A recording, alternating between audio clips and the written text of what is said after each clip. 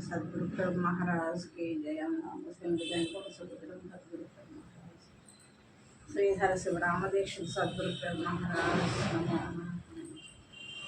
भागवत श्री प्रभु महाराज नमो श्री खाना लक्ष्मण प्रभु महाराज नमो नमो श्री वेंकटेश्वर अवधूत सद्गुरु प्रभु महाराज नमो श्री आकाश बापाराव सद्गुरु प्रभु महाराज नमो नमः।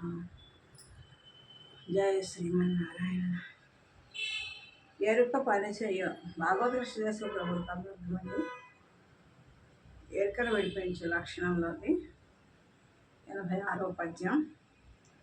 ఎరుక పనిచేయదనుకము ఎరుగుట మరచుటయు రెండు ఎవ్వరి పనులో ఎరిగింపుము నా మ్రోలను వెరువకు తప్పితివే దెబ్బ వేశాను చూడు అట్లనకుండా చేశాను నేడు అట్లనకుండా చేశాను నేడు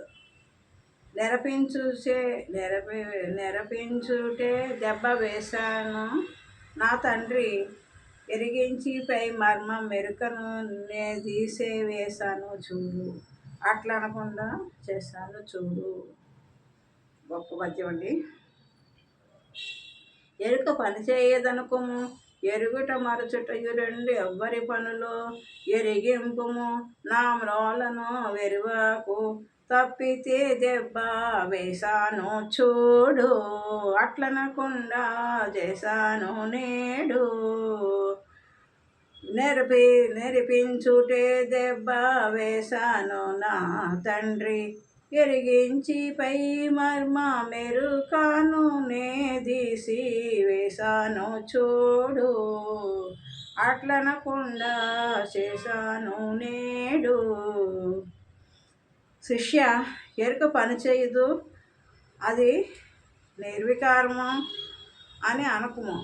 ఎరుగుట మరచుట అను ఈ రెండు పనులు ఎవరు చేస్తున్నారు? ఎవరి పనులు నా ఎదుట చెప్పు, నా ముందు చెప్పు. ఎరుగుట మరచుట అన్న కార్యం ఎవరు చేస్తున్నారు? ఎరుక పని చేయదనుకు, అది నిర్వికారం శూన్యం అనుకో. చెప్పు లేనిదని కొట్టుపాడేకు. ఎరుగుట మరచడానికి ఎవరు చేస్తున్నారు?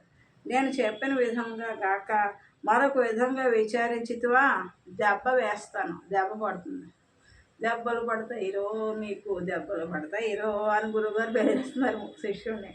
కొడతారట చెప్పిన మాట కాకుండా తప్పు మార్గంలో ఆలోచిస్తే. ఎందుకంటే కొట్టినా తిట్టినా భయపెట్టినా మరి మనల్ని మంచి మార్గంలో నడిపించాలని తప్పుదారి వెళ్తే ఈ జీవితం వృధా అయిపోయినట్టే కదా.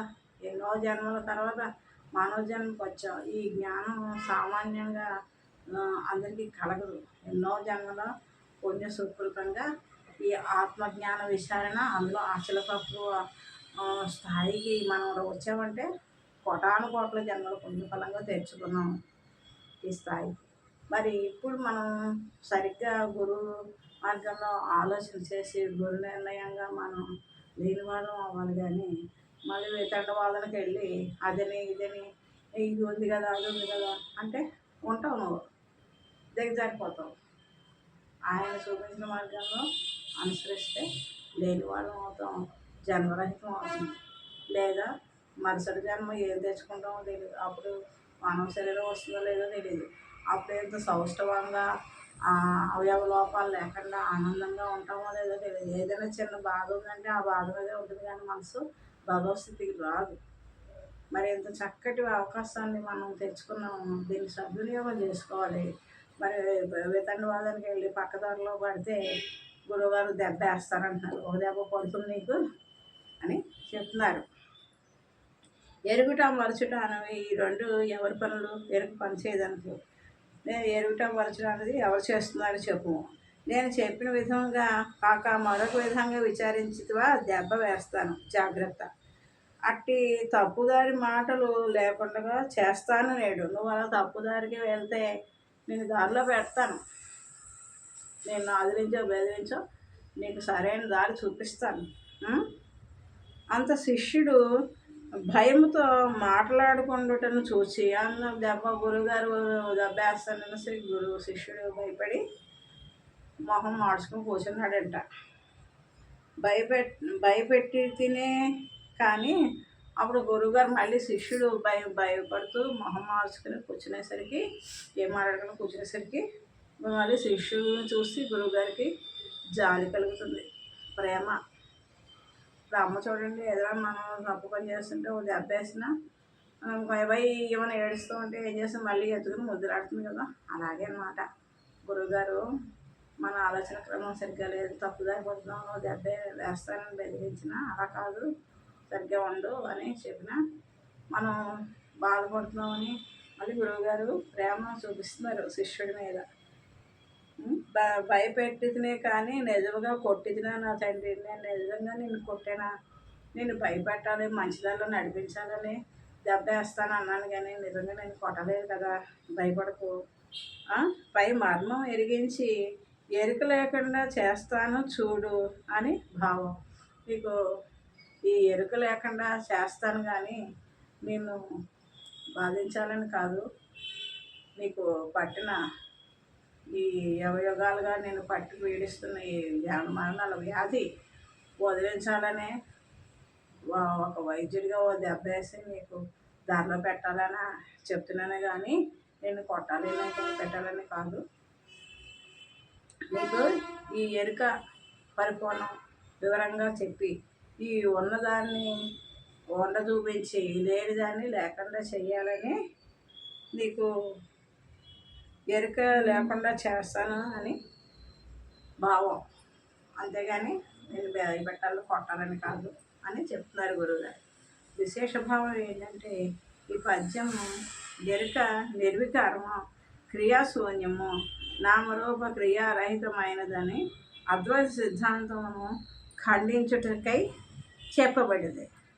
ఎరుక క్రియాశూన్యం, నామరూప రహితం అన్నాడు. భగవంతుడు నామరూపరహితుడు అని అంటారు కదా, అది అందులో ఎరుకుంది. అది ఎరుక క్రియాశూన్యము, నామరూపరహితమైనది అద్వైత సిద్ధాంతం వాళ్ళు చెప్పారట. దాన్ని ఖండించడానికే ఈ పద్యం చెప్తున్నారు. సమాధి స్థితిలో ఉన్నప్పుడు ఎరుక క్రియారహితమై తన్ను తాను ఎరుగుట కానీ గుర్తించే లక్షణం లేదు కదా. అది మనం ఎరుకలేని స్థితిలో ఉండాలని ఎంత సాధన చేసి సమాధి స్థితికి వెళ్ళినా కూడా అక్కడ ఎరుక వడదలు లేదు, ఎరుక ఉంది. అది క్రియారహితం అయిందే అయినా ఏ క్రియలు చేయకుండా సమాధి స్థితి అంటే అహంరహితమైన స్థితిలో ఉన్న, శరీర భ్రాంతి లేని స్థితిలో ఉన్న మళ్ళీ ఎరుక కలుగుతుంది. ఎరుక పూర్తిగా లేకుండా లేదు అక్కడ. తన్ను తాను ఎదుటను గురుమూర్తి ఇచ్చిన సమాధానం క్రియారహితమైనది. తన్ను కానీ ఎదుటను కానీ గుర్తించే లక్షణం లేదు. ఆ సమాధి స్థితిలో తను తాను గుర్తించలేడు, ఎదుట జగత్తుని గుర్తించలేడు అని శిష్యుడు అడుగగా, ఎరిగేది ఏది ఏది ఎరుగుతుందో నీలో ఉండి ఎరిగేది ఏది? మరొక ఎరుక ఏమైనా ఉన్నదా?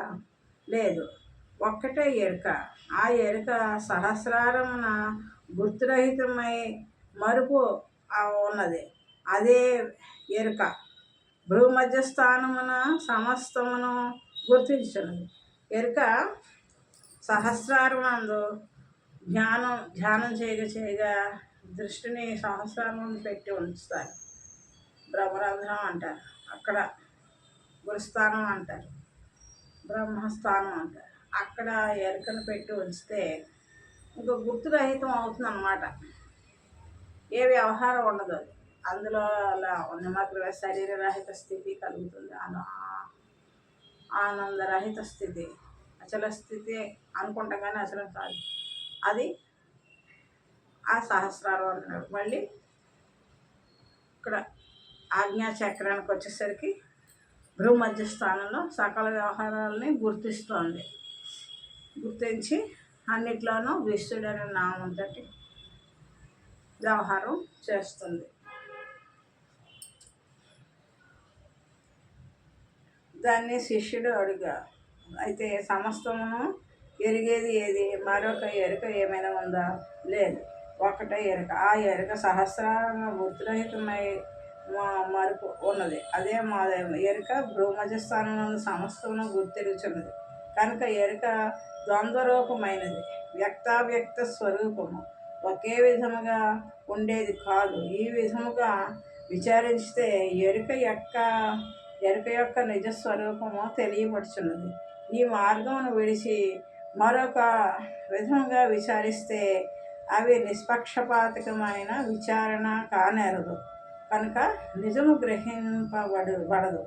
కనుక సద్గురుమూర్తి శిష్యునికి పై మర్మం ఎరిగించి ఎరుకను తీసివేశాను చూడు అన్నారు. అనగా అతి రహస్యమైన పరిపూర్ణం ఎరిగించి అందులో ఎరుక ఎంతమాత్రము లేనిదని మాయయే కానీ అనగా ఉన్నట్లుగా తోచబడేదే భ్రమ రూపమైనదే కానీ శాశ్వతమైనది కాదని నిష్పక్షపాత బుద్ధితో విచారించి ఎరుకను తీసివేస్తాను అని చెప్పుచున్నారు. అది ఎన్ని జమ్మెక్కలు జరిగిన సహస్రారానికి ఎక్కి కూర్చున్న ఆ లేని ఉనికిలో ఉన్న ఉనికి రహితమైన స్థితిలో ఉన్నాం. మళ్ళీ జాలువారుతోంది. మళ్ళీ గుర్తెరిగే శరీరం వ్యక్తమవుతుంది. అవ్యక్తమైంది అదే, వ్యక్తమైంది అదే, ద్వంద్వాలతో కూడి ఉంది. కాబట్టి ఇది ద్వంద్వరహితమైంది పరిపూర్ణం. ఈ రెండు కూడా శరీరము, ప్రాణం, దేహం ఈ రెండు కూడా ద్వంద్వాలతో కూడింది. కాబట్టి ఇది పరిపూర్ణం కాదు. దీని ఆవల స్థితి ఉన్నది అదే.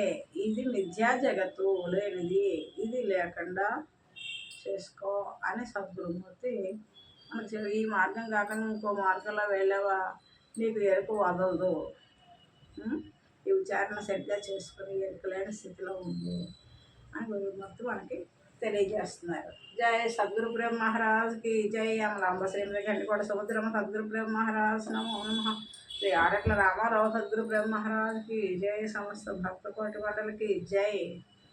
జై గురుదేవ. సద్గురు చరణం భవభయహరణం, సద్గురు చరణం భవభయహరణం, సద్గురు చరణం భవభయహరణం, సద్గురు చరణం భవభయహరణం.